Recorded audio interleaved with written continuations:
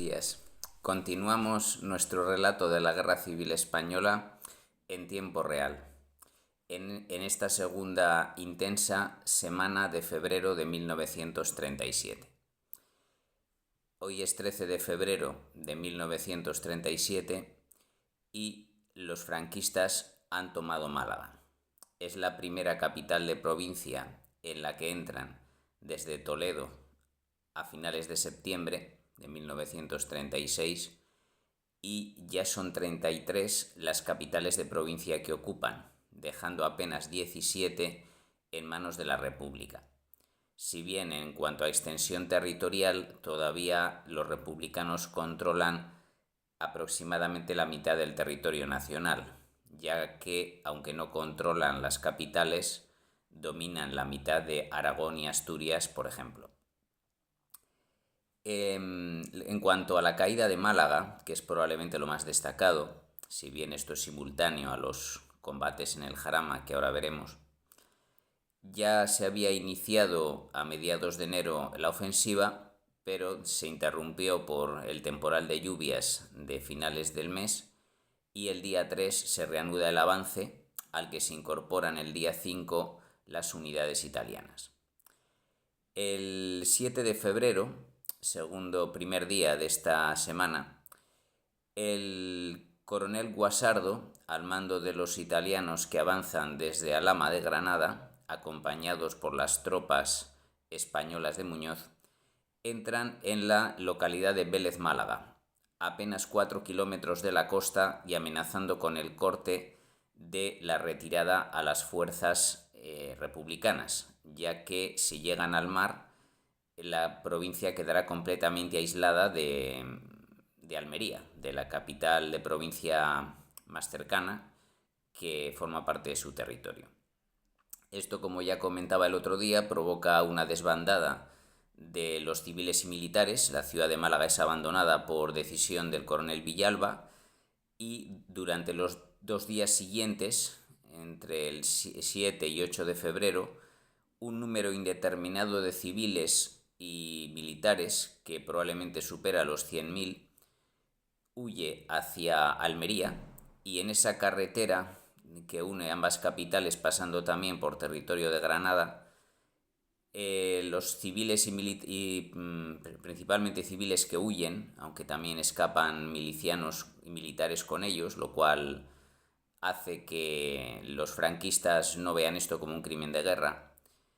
El caso es que la aviación italiana y la marina española, los cruceros de batalla, Baleares y Canarias, bombardean a los que huyen, causando varios miles de víctimas, cuya totalidad aún se desconoce, pero que las cifras más aproximadas rondan los 4.000 en apenas 48 horas. Esta desbandada, o desbandá, como lo llaman en Andalucía literalmente, y así aparece en la historiografía, es solo el comienzo de una represión de la que hablaré rápidamente, pero antes de ello, la ciudad naturalmente cayó. Es decir, el 7 de febrero se produce la pérdida de Vélez Málaga y el 8 de febrero finalmente cae la capital. Son 3 las columnas que entran por diferentes puntos y eso ha dado lugar a cierta discusión historiográfica de quiénes fueron los primeros en entrar en Málaga. Parece bastante claro, por lo que he podido averiguar, en que las primeras tropas que llegan a Málaga capital son las españolas bajo el mando del coronel Francisco de Borbón, que llegó desde Torremolinos a primera hora de la mañana del 8 de febrero. Cruzó el río Guadalhorce y entró naturalmente por el oeste de la ciudad, por el barrio de Huelín, o Huelín. Parece que se pronuncia Huelín, pero procede del nombre de un empresario alemán, Huelin.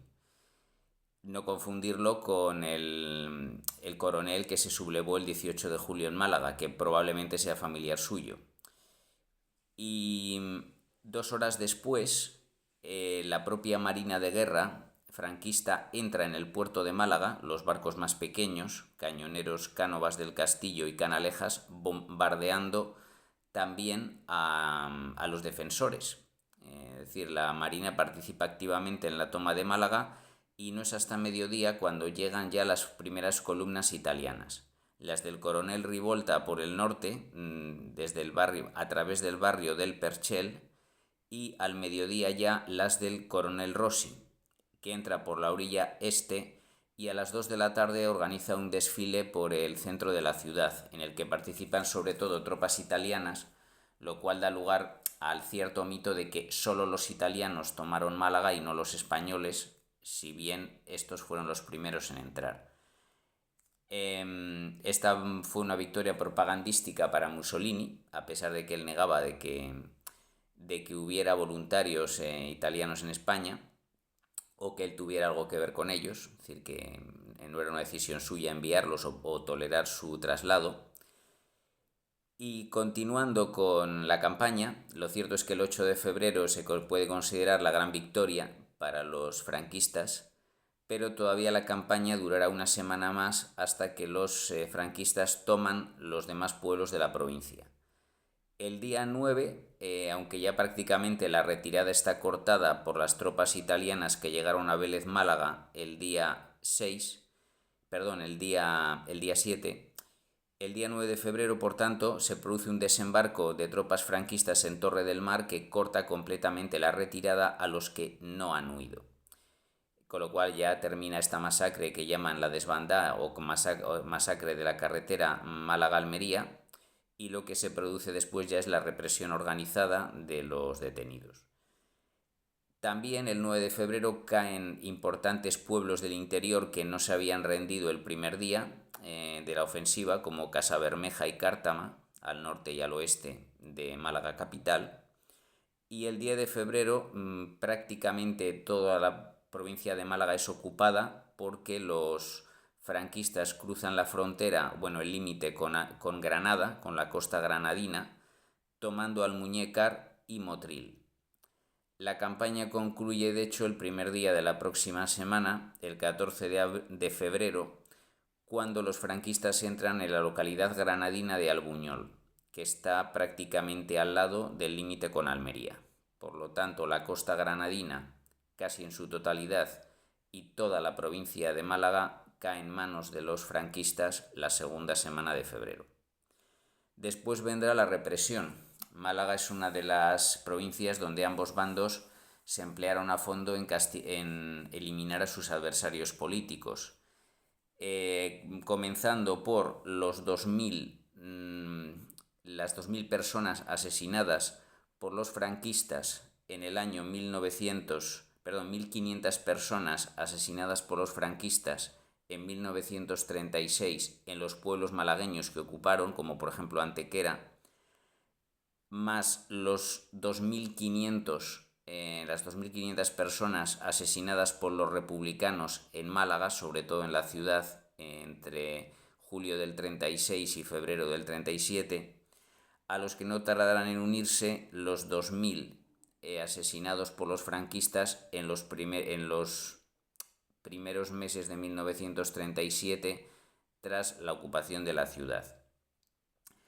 Por supuesto, hay que añadir a los 4.000 muertos en la masacre de la desbandada por la carretera Málaga-Almería y a los 400 que aún serían asesinados en los 2 últimos años de la guerra. No entraremos de momento a hablar de la represión de posguerra, que también fue notable, aunque más en lugares de España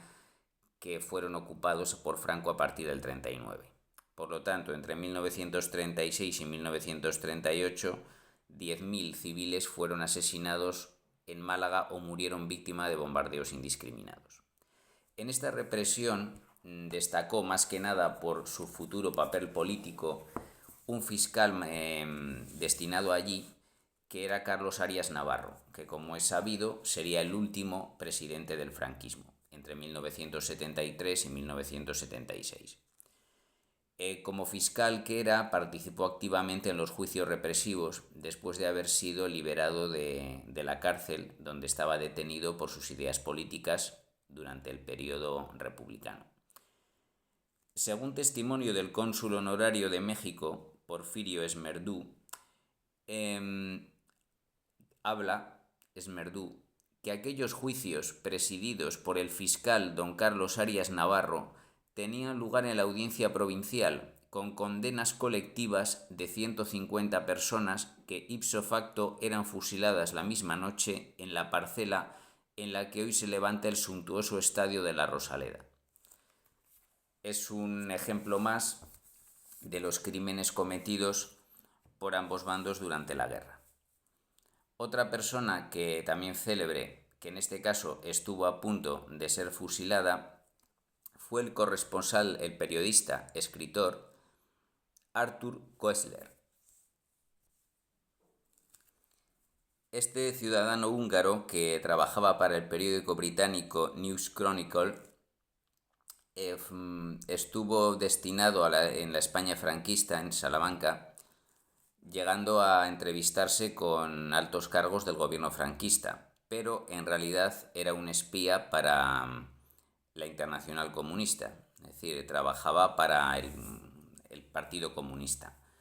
Por lo tanto, tras obtener información no solo periodística, sino militar,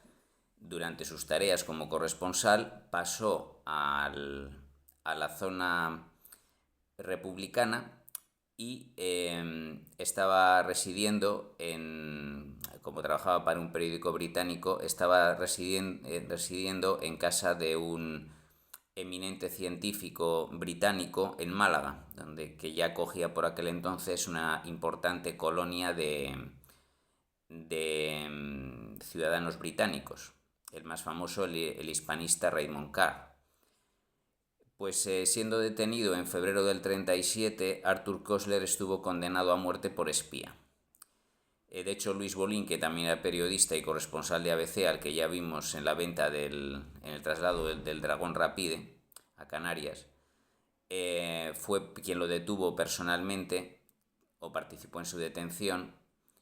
y tras ser condenado a muerte, Koestler logró salvar su vida mediante un intercambio de prisioneros.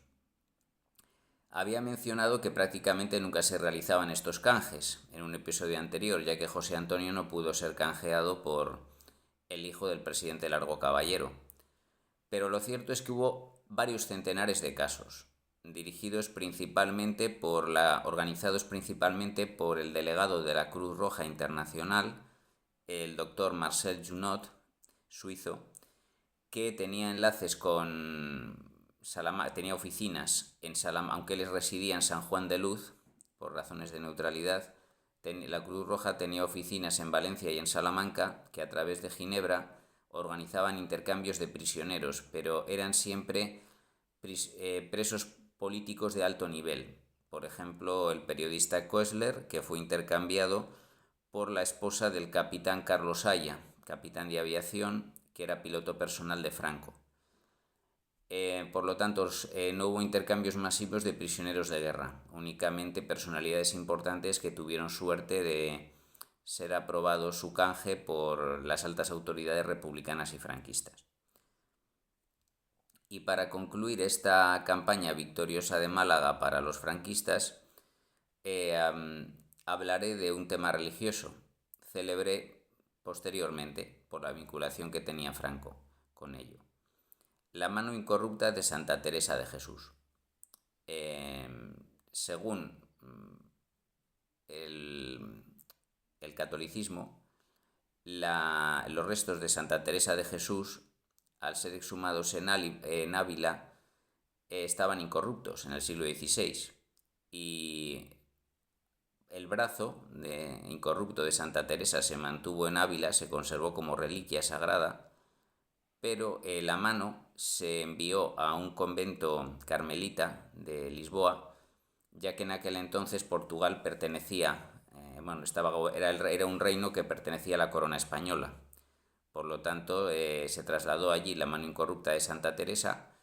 y permaneció en territorio portugués hasta la proclamación de la República de Portugal en 1910, que temiendo algún acto anticlerical o alguna expropiación del gobierno laico, los carmelitas portugueses, las monjas carmelitas, optaron por entregar la mano incorrupta a un convento de Ronda, en la provincia de Málaga. Allí los republicanos expoliaron el tesoro artístico y lo llevaron a Málaga capital. De hecho, la mano incorrupta estaba en el despacho del coronel Villalba, al mando de la defensa de Málaga, aunque probablemente lo tenía más como reliquia artística o para evitar que fuera destruido por anticlericales, por milicianos anticlericales, que como objeto de culto. Pero quien sí lo tuvo como objeto de culto el resto de su vida fue el general Franco, a quien se le entregó la mano incorrupta de Santa Teresa, y tras su muerte la familia la devolvió a las monjas carmelitas, eso sí, añadiéndole al cofre que conservaba la mano la cruz laureada de San Fernando. Y en esas condiciones pues puede verse hoy en la iglesia de la Merced de Ronda. Comentado hasta aquí la campaña de Málaga, que ya no volverá a entrar dicha provincia en el curso de la guerra, pasamos a la batalla del Jarama, que es simultánea. Comenzó el 6 de febrero, cuando Málaga estaba a punto de caer, y esta semana alcanza su punto máximo de avance para las tropas franquistas. Recordemos que el objetivo de la campaña no era el río Jarama, sino la carretera nacional 3, pero hoy los franquistas lograrán cruzar ese río, pero no llegar a la carretera, tras una semana de duros combates. Como es bastante complejo seguir esta batalla, intentaré simplificarlo al máximo y siguiendo un orden cronológico día por día. El 7 de febrero, 2 de las 5 brigadas de las fuerzas franquistas, que son la primera de Rada y la tercera de Barrón, avanzan por el sector norte atacando la localidad de Vaciamadrid, donde se unen los ríos Jarama y Manzanares. Vaciamadrid está a 8 kilómetros de Arganda, que es su objetivo final, pero allí son rechazados por las fuerzas republicanas. Al día siguiente, 8 de febrero, el mismo día que cae Málaga, la segunda brigada franquista al mando de Sáenz de Buruaga logra acercarse más al sur al río Jarama en la localidad de La Boyeriza, mientras que la cuarta brigada, bajo el mando de Asensio Cabanillas, llega a Gózquez de Abajo. Estos avances provocan la reacción republicana de las fuerzas de defensa de Madrid, que deciden ayudar al ejército del centro al mando del general Pozas, enviando 2 divisiones del ejército. La cuarta división bajo el mando de Modesto y la 11ª división bajo el mando de Lister. Lister, por cierto, cuenta como asesor militar a otro general soviético que luego será mariscal de la Unión Soviética en la Segunda Guerra Mundial, Rodion Malinowski. Estas 2 divisiones, que tienen un total de 7 brigadas mixtas, son enviadas respectivamente la cuarta al norte a Vaciamadrid y la 11ª al sur a Gózquez de Abajo para enfrentarse a Asensio Cabanillas, y también a La Boyeriza para enfrentarse a Sáenz de Buruaga. El 9 de febrero los republicanos contraatacan, concretamente la 19ª Brigada Mixta, que pertenece a la 4ª División de Modesto, contraatacan en el sector norte, ocupando el vértice Cobertera, que está justo al norte de la Marañosa. Aquí la batalla empieza a degenerar en una lucha por puntos altos. Se ve complicado llegar a la carretera nacional 3 y lo que intentan ya los franquistas es cruzar el Jarama y ocupar los puntos clave en las alturas para desde allí al menos bombardear la carretera nacional 3. La Marañosa era el principal vértice o punto alto que habían ocupado, pero ahora perdieron el vértice Cobertera, que estaba aún más al norte. Sin embargo, la batalla se detiene durante 48 horas debido a un nuevo temporal de lluvias. El 11 de febrero, los franquistas hacen su último intento. 3 de las 5 brigadas, la 2, la 3 y la 4, apoyados por 3 regimientos de caballería, principalmente regulares, bajo el mando del teniente coronel Cebollino, realizan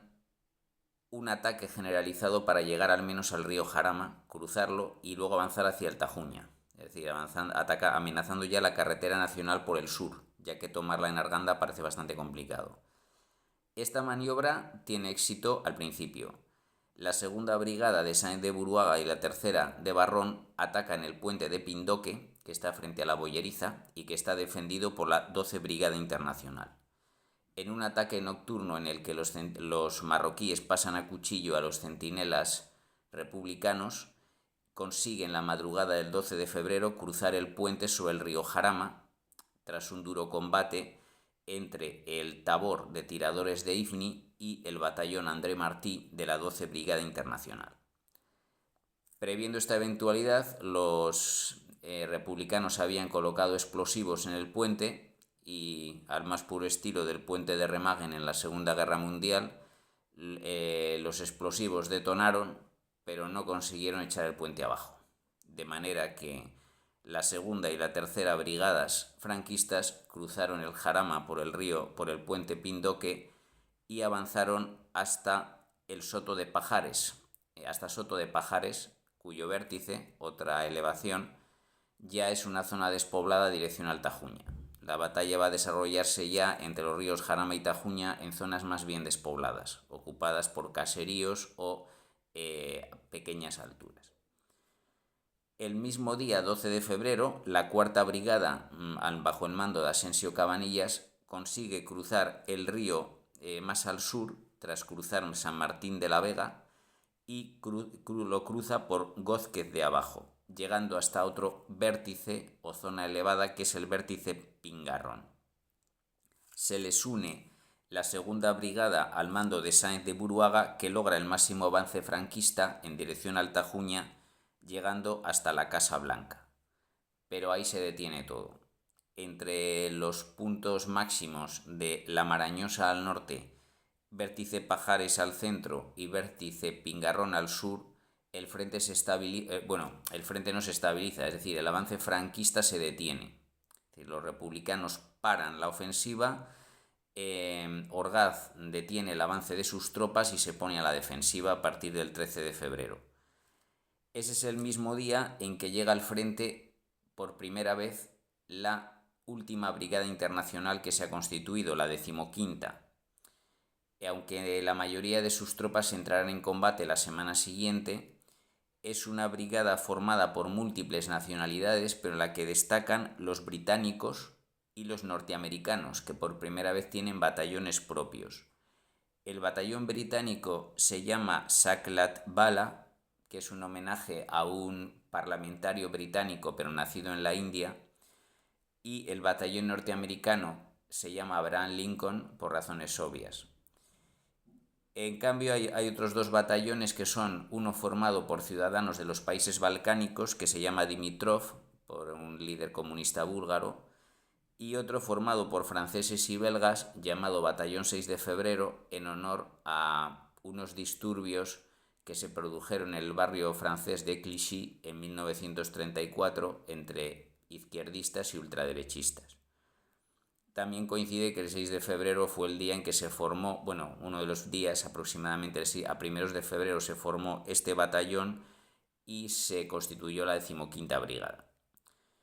El líder de la 15ª Brigada era el general húngaro János Galics, conocido como Gal, general Gal. Al igual que los otros líderes de brigadas internacionales, pertenecía al Ejército Rojo y había estado en su juventud en el ejército austrohúngaro. Luego, tomado prisionero por los rusos, se unió al Ejército Rojo durante la Revolución Soviética y por eso ahora trabajaba para la Unión Soviética. Esta 15ª Brigada será enviada al sector del vértice Pingarrón, aunque sus combates más famosos tendrán lugar la semana siguiente, porque aunque los franquistas detienen el avance, la batalla no se termina el 13 de febrero, porque los republicanos van a intentar retomar esa cabeza de puente sobre el Jarama y enviar a los franquistas a su punto de partida. Veremos la próxima semana cómo se desarrollan estos combates. Ahora, muchas gracias por escucharme y hasta pronto.